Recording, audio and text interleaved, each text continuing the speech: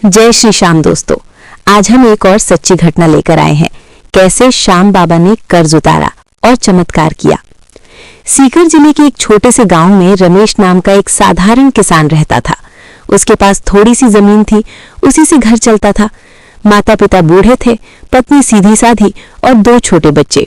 जिंदगी जैसे तैसे चल रही थी, लेकिन पिछले 2 साल से हालात बिगड़ते चले गए। कभी सूखा पड़ गया, कभी फसल में कीड़े लग गए। मजबूरी में रमेश ने साहूकार से कर्ज लिया, फिर 1 से कर्ज बढ़कर 3 हो गया। धीरे धीरे हालात ऐसे हो गए कि साहूकार रोज दरवाजे पर आकर ताने मारने लगा। आज नहीं तो कल पैसा चाहिए। उसकी आवाज रमेश के दिल में तीर की तरह चुभती थी। कई रातें वो जागकर काटता, सोचता अब क्या होगा। बच्चों की पढ़ाई छूट जाएगी, घर बिक जाएगा, इज्जत मिट्टी में मिल जाएगी। एक रात रमेश पूरी तरह टूट चुका था। आंसू बहाते बहाते उसने अपनी पत्नी से कहा, अब कोई रास्ता नहीं बचा, सब खत्म हो गया। पत्नी ने धीरे से कहा, सब खत्म तब होता है जब श्याम बाबा साथ छोड़ दे। तुम एक बार खाटू चलो, दिल से अरदास करो। रमेश पहले हंस पड़ा, अब भजन से कर्ज उतर जाएगा क्या। लेकिन उसी रात उसने सपना देखा। सपने में नीले वस्त्रों में सजे श्याम बाबा सामने खड़े थे, चेहरे पर करुणा और आंखों में अपनापन। बाबा ने बस इतना कहा, घबराना मत, मैं हूं। सुबह रमेश की आंख खुली तो दिल थोड़ा हल्का था।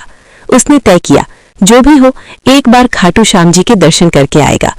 उधार लेकर जैसे तैसे वो खाटू पहुंचा।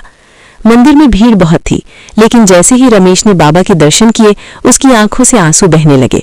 वो जमीन पर बैठ गया और बोला, बाबा मैंने कोई बड़ा पाप नहीं किया, मेहनत की फिर भी कर्ज में डूब गया।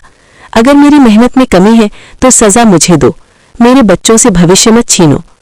उस दिन रमेश ने सच्चे मन से श्याम बाबा को अपना सब कुछ सौंप दिया। खाली हाथ आया था, लेकिन मन में अजीब सा भरोसा लेकर लौटा। खाटू से लौटने के कुछ ही दिनों बाद एक चमत्कार सा हुआ।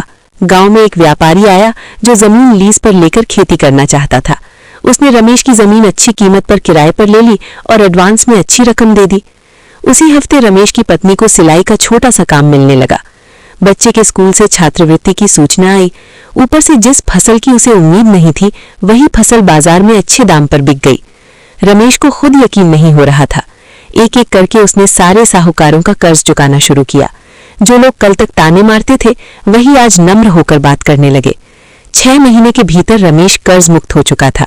एक दिन वो फिर खाटू पहुंचा, इस बार रोने नहीं, धन्यवाद देने।